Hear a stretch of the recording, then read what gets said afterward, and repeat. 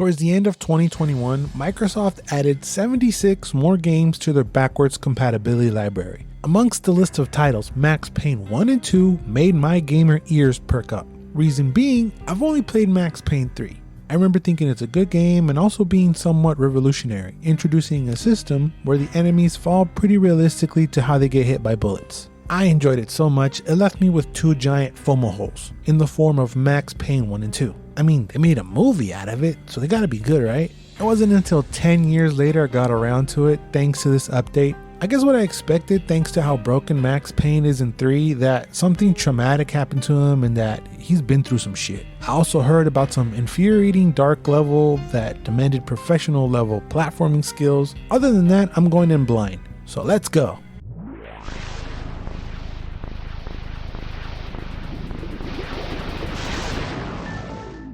Oh yeah, love that sound. The story starts out pretty hardcore. After coming home from work, NYPD officer Max Payne finds his house broken into and vandalized, along with his wife and child murdered. As he sets out to find out the ones responsible, he gets framed for the murder of his partner. Along the way, he picks up a few allies and discovers that a narcotic called V is connected to his family's death. Not quite a Disney Pixar story, if you know what I mean. The game is narrated by Max himself through comic strips and also narrates during gameplay, telling you what to do and where to go. I found this to be a brilliant way of eliminating cutscenes completely, plus they kinda work well with the neo-noir setting. The update makes the game look great. It feels more like the graphics are an art style choice over the fact that it's just old. In some levels, rooms can feel empty, but that doesn't mean that the world doesn't feel lived in. There's a sense of life in this world. What surprised me was how much the world interacts with you. There could be a random vending machine down the hall, and if you approach it and hit the action button, a soda drops, or bottles exploding if you shoot them, bullet holes on whatever you shoot. I just love that attention to detail. Then I remembered that the game is made by Remedy and Rockstar, 2 of the most detail-oriented studios to date. It's just cool to see early DNA from those studios in this game. Remedy with their mind-bending psychological settings, and Rockstar with stuff like how the shooting feels. It's very close to early GTA. I guess it makes sense since Max Payne 1 and GTA 3 were released on the same year. But yeah, controls hold up. They're comfortable even for today's standards. Shooting enemies feels satisfying, especially during bullet time, where Max slows down time as if he was in a John Woo movie, giving you enough time to line up the perfect shot and blast enemies away. You can also jump for a little platforming and dodge bullets in slow motion. Although there were games before to have slow motion, Max Payne was the first to actually coin the term bullet time. It took me a second to get used to no wall covering, but you can still peek around corners or even dive into bullet time and take everyone out. As for the weapons, you have nothing crazy. You have a couple of everything, even dual handguns. You don't start with them all, and there's really no build up to getting new ones either. You just pick them off of enemies, no big deal. I thought that was cool, like here's another shotty. There isn't a bad weapon in the game. You also have grenades and Molotov. Those are great for throwing at unsuspected thugs. Also scattered around the levels, you will find painkillers to recover. Another thing I remember from my experience throughout Max Payne 3 was how hard it can be. Now, I'm Captain Normal. I like to enjoy my games with some challenge, hence why you don't see any Soulsborne on this channel. The problem here is that there is no normal difficulty setting in this game. You just have easy and hard to start. Now, I don't want to be a complete and pick easy and run through the game, because too easy can also be not fun sometimes. At the same time, I don't want to get my ass killed over 40 seconds, so I opted out and elected to play easy, knowing that I can just always replay or start over with the tougher difficulty, no big deal, which is what I think is actually intended. Do a playthrough per difficulty, but I'm here to say that easy difficulty isn't a walk in the park. Yes, you get more ammo, more painkillers, and unlimited quick saves. Those are great after beating a tough part of the level. I think is the biggest advantage. You can just immediately save it and reload from the very part you saved it from. But the difficulty is perfect for a first playthrough, not knowing what lies behind each door, so don't feel bad if you end up picking easy. And what lies behind each door are awesomely designed playgrounds to have shootouts in, cool set pieces usually involving escaping fire somehow, and fever-like dream sequences. These involve weird slow-mos and creepy settings and audio cues, the most popular being the Blood Maze Trail. There's actually 2 of them. The first one I just randomly jumped and made it across. The second one is much more confusing and rage-inducing, becoming legendary amongst fans. Fun fact, In the PC version, if Max fell off during this sequence, he would just die. But in the console version, you get this terrifying and somewhat comedic scream.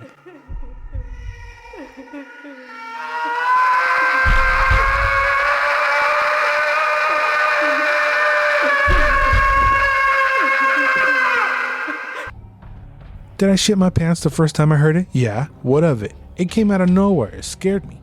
But I do have a tip for this sequence. I found it easier to jump around rather than walking. I felt I had more control jumping than simply walking the trail, so if you find yourself stuck, try that. Jump, do not walk. The game is very linear with no maps or collectibles, but you can occasionally find a room with a cool Easter egg or movie reference on the TV. There are a lot of John Woo references and movie commentary done by bad guys who are just chilling. It's funny and very meta.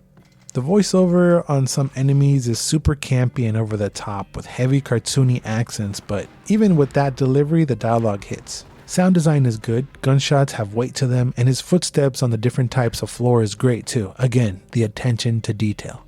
It's paced well too, with not a whole lot of filler in between altercations, and each shootout feels different from the last. I like that. The boss fights, if you can even call them that, aren't the best. They're kinda anticlimactic. You basically track them down and kill them. The last one has you doing a little bit more, but I just wish they had a little bit more pizzazz. Not knocking it, it's just something to look forward in the second one. The game is split into 3 parts with 6 to 8 chapters per part, for a total of 22 chapters and 3 prologues. I beat the game in around 8 hours, and I was impressed by how enjoyable it was, even by today's standards. But I still had one more itch to scratch, which brings me to Max Payne 2, The Fall of Max Payne. Who this lady? Where did Max fall from? What's going on? I wanted to know it all. The first game's story is pretty cut and dry, nothing really left open for a sequel, which intrigued me even more.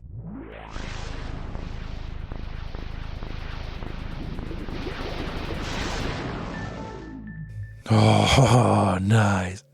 Every time. Released 2 years later, Max Payne 2 takes place 2 years later after the first game, where Max is joined by Mona Sachs, aka Easy, Breezy, Beautiful Cover Girl. She joins his investigation to uncover the truth behind a major conspiracy, which involves the Italian mob and a secret society called the Inner Circle.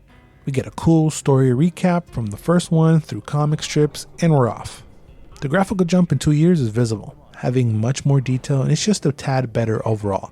More cinematic with actual cutscenes along with the strips. And Max got a slight makeover, although I think I kind of preferred pouty face Max. Max does run funny here. I mean, look at him. Kind of goofy. Too much shoulder movement maybe? I don't know. The game world is still as interactive as the first. You can flush toilets, mess with lights and vending machines, things fall off walls, or bad guys fall downstairs or trip over objects in their way, or even fall into things. It's pretty great and feels real even for a game this old. The voice acting from the randos is better and less campy. Delivery is similar, but somehow it's better here. It could be that they're doing their best Pesci impressions, I don't know. Max is still narrating and pointing you towards the right way, and it also maintained the vibe the first game has, and future Remedy games have. All their games kind of feel like they could take place in the same world, and I like that. And the character interactions and detail, again, remind me of early GTA, so I like that it transferred over. I wanted to redeem myself for being such a and maybe try a harder difficulty, but the second game only offers one difficulty to start. Button layout was different, which I found odd. Why not just keep it the same as the previous game? So before starting, I did change them to what I was already used to. Same guns except for a few additions. Again, no bad guns. Shooting feels the same. The whole game is a little copy and paste with a few additions. There are more burning buildings to escape from, and you find yourself revisiting the same place, but now it's on fire. We also have more weird and loopy dream sequences, but nothing as iconic as a blood maze trail. Another addition is this goofy slow-mo spin during bullet time. It doesn't actually do anything, but I guess it's cool. I didn't expect to control anyone else other than Payne, so that was a cool surprise, and the boss levels didn't really take the leap I was hoping for. It's more situational than the first, but I guess that's something. Again, the sequel is a slight copy-paste with tweaks, but since what they're copying pasting is good, you can't really complain. Again, it's split into 3 parts with 6 to 8 chapters per part for a total of 21 chapters this time, and 3 prologues for around 7 hours of gameplay. Each chapter has a different cover art like comics and kind of reminded me of the Batman animated series, so that was cool. So dream sequences aren't as good, story isn't as good, it's okay.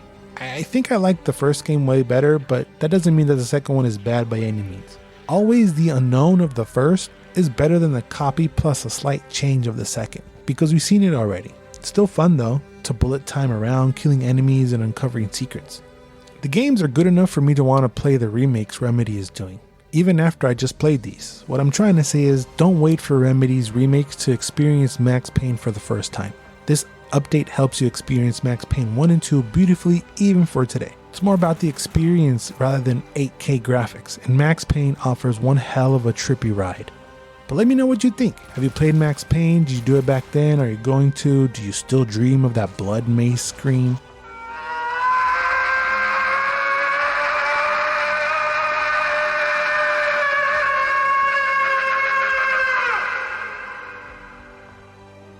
Any and all thoughts, leave them in the comment section below. And if you like this video, please drop a like and subscribe to support the channel. Remember, in the land of the blind, the one-eyed man is king.